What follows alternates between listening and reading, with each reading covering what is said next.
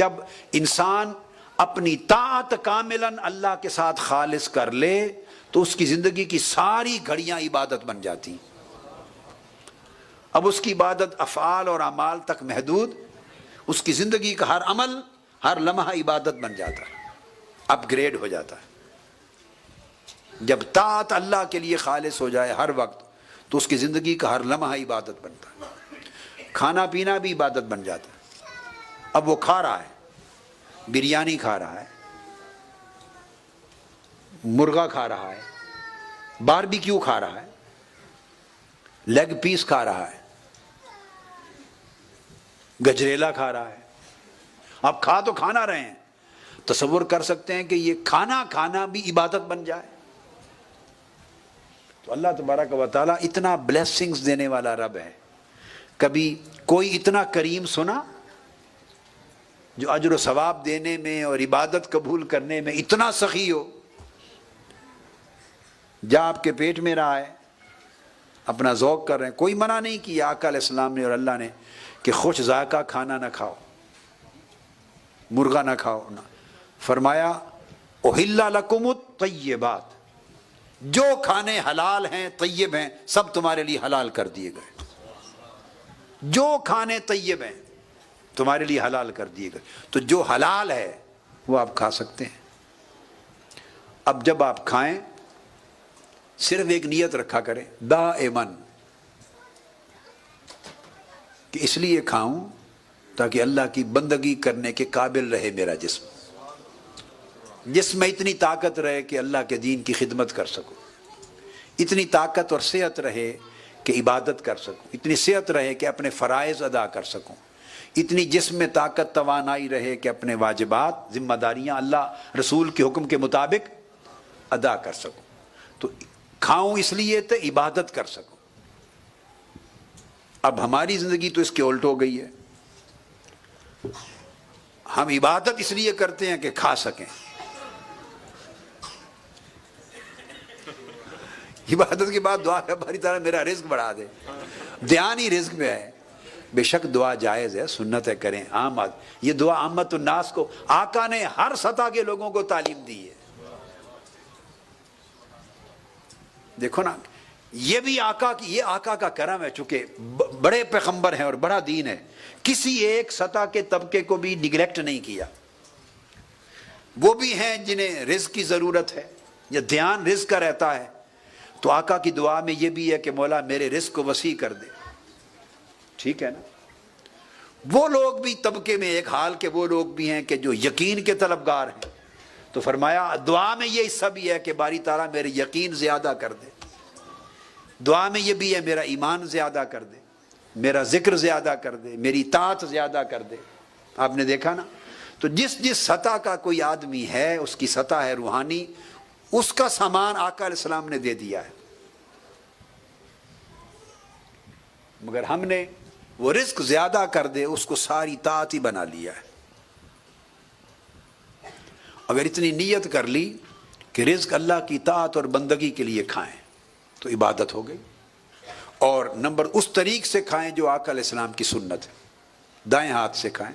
اگر یہ التزام کریں کہ آقا علیہ السلام کی سنت ہے دائیں سے کھانا، سو حضور کی سنت کی اتباع میں دائیں ہاتھ سے کھائیں. اب دائیں ہاتھ سے جب کھا لیں گے اس نیت کے ساتھ تو جو کھانا ہے اتنا ہی کھانا ہے، کم تو نہیں ہو جائے گا نا. مگر فرق کیا پڑے گا؟ وہ عبادت بن جائے گا. میں ایک مثال آپ کی دے رہا ہوں. اچھا پھر کھانا تو آپ کے پیٹ میں ہی جانا ہے،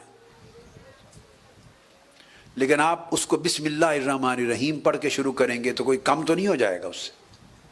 پیٹ نے بھر تو نہیں جانا کہ اب میں بسم اللہ پڑھ لی، اب میں جتنی میری بھوک تھی اب اتنا کھا ہی نہیں سکتا. تو بسم اللہ نے پیٹ تو نہیں پر کر دینا جی. پھر بھی کھائیں گے، مگر جب بسم اللہ الرحمن الرحیم پڑھ کے کھائیں گے تو آپ کے لیے وہ عبادت بن گئی. کیوں؟ فَكُلُوا مِمَّا ذُكِرَ اسْمُ اللَّهِ عَلَيْهِ، جس پر اللہ کا نام لیا گیا اس میں سے کھائیں. یہ اللہ کا امر بن گیا، اور اللہ کے امر کی تعمیل عبادت ہے. اور آقا علیہ السلام کا امر ہوا کہ بسم اللہ پڑھ کے کھائیں، حضور کے حکم کی تعمیل عبادت ہے. عبادت بن، اتنی بات سے عبادت بن گیا. اور ایسا بھی آسان ہے، کوئی ناممکن نہیں ہے کہ ہر لقمہ بسم اللہ پڑھ کے کھائیں۔ اب آپ کے کھانے میں کچھ بھی کمی نہیں ہوئی، میری بات سمجھے نا؟ بس اسی ایک مثال کو ہر کام پہ اپلائی کر لیں۔ ہر کام پر جب لباس خریدیں نوجوان بیٹے بیٹیاں، لباس تو آئیڈیل ہوتا ہے نا ایک بیٹے، کسی نہ کسی کو تو آئیڈیل ہر کوئی بناتا ہے، آپ بھی بناتے ہیں۔ یا آئیڈیل آج کے دور کے کلچر میں جو سٹارز نام نہاد ملتے ہیں، یا جو کلچر ہے، یا اس کلچر کو آئیڈیل بنا لیں، یا مدینہ پاک کو آئیڈیل بنا لیں، آقا علیہ السلام کی تعلیم کو، حضور کے ماڈل کو آئیڈیل بنا لیں۔ بس جب آئیڈیل بنا لیا تو لباس، اچھا خوبصورت لباس پہننے سے قرآن مجید میں اور حدیث پاک میں بھی، اور اللہ پاک نے فرمایا کس نے حرام کیا ہے زینت کی چیزوں کو؟ اللہ پاک نے فرمایا کیا؟ قل من حرم زینت اللہ، میرے محبوب ان سے فرما دیجئے اللہ کی دی ہوئی بنائی ہوئی زینتوں کو کس نے حرام کیا ہے؟ زینت کی چیزیں اپناؤ۔ تو اب آپ کو اجازت ہوگی اچھے لباس پہنے، اللہ کا حکم آ گیا۔ اب صرف کیا کرنا ہے کہ ایسے لباس لیں جو زینت تو ہو ہی مگر جسم ننگا نہ ہو۔ صرف دو چیزیں کر لیں، جسم، بیٹیاں خریدیں تو ایسا لباس پہنے جس میں سینہ یا کندھے یا گردن اور سینہ ننگا نہ ہو، بازو ننگے نہ ہو، یہاں تک پورے بازو، ہاف سلیو نہ ہو، نہ بازو ننگے ہوں نہ سینہ ننگا ہو، نہ جسم کا کوئی حصہ ننگا ہو۔ ایک دوسرا تنگ نہ ہو کہ اس کے اندر عضو نظر آئیں، نظر سے مراد ٹائٹ نہ ہو کہ عضو کا جو انگ ہیں وہ بھی دکھائی دے، کھلا ہو۔ اس کو کہتے ہیں ساتر ہو لباس، خوبصورت ستھرا صاف لباس پہنے۔ نیت کر لی کہ اس کو اس لیے صاف کروں کہ اجلا ہو جائے۔ اب اتنے کرنے سے کچھ خرچ ہوا؟ بولیے بیٹے، کچھ بھی نہیں ہوا، اسی طرح صاف ہوا، اجلا ہوا۔ آپ نے نیت کی، پھر اس کو پریس کرنے لگے، سلوٹیں ہیں تو پریس اس خیال سے کریں جو پہنے کہ لباس کا حسن ہے، اللہ اللہ کے رسول کو پسند ہے۔ اجلا لباس ستھرا، اچھا، خوشنما ہونا چاہیے، برا نہیں ہونا چاہیے۔ تو آپ کی زندگی کا میرا سمجھانے کا مقصد یہ ہے کہ ہر عمل عبادت بن جائے گا۔ آپ جاب کے لیے آفس گئے، اپنی دکان پر گئے، کما کے تو لانا ہی ہے آپ نے، رزق حلال، نیت یہ کریں کہ رزق حلال کمانا، میرے آقا نے فرمایا اتنی بڑی عبادت ہے کہ بعض گناہ حدیث پاک میں جو نماز، روزہ، حج اور زکوٰۃ سے بھی معاف نہیں ہوتے، نماز، روزہ، حج اور زکوٰۃ سے بھی معاف نہیں ہوتے، رہ جاتے ہیں۔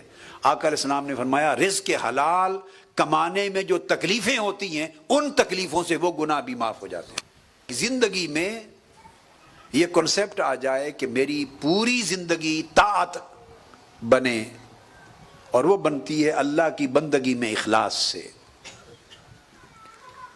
اور اگر یہ اخلاص اللہ کی بندگی میں آپ کی زندگی میں چھا جائے اور آپ کی زندگی کو ڈھانپ لے اپنے اندر، تو پوری زندگی طاعت بن جاتی ہے، عبادت بن جاتی ہے، اور ہر عمل آپ کا اجر لاتا ہے، نور پیدا کرتا ہے۔